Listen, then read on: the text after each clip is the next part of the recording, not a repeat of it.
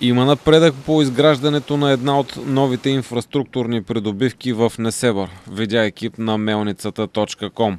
В старата част на града вече е залята бетонна плоча, вдигнати са и колони за оградното съоръжение на мултифункционалното игрище за мини-футбол и баскетбол. Строителството на обекта започна в края на пролетта, но заради забраната за строителство през лятото се наложи да бъде поставена пауза в строителните дейности.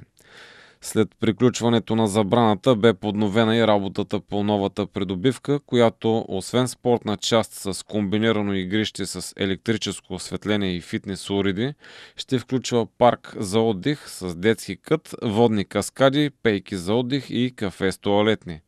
Съоръжението се изгражда в подножието на улица Крайбрежна в района на Гранична полиция в Стария Несебър.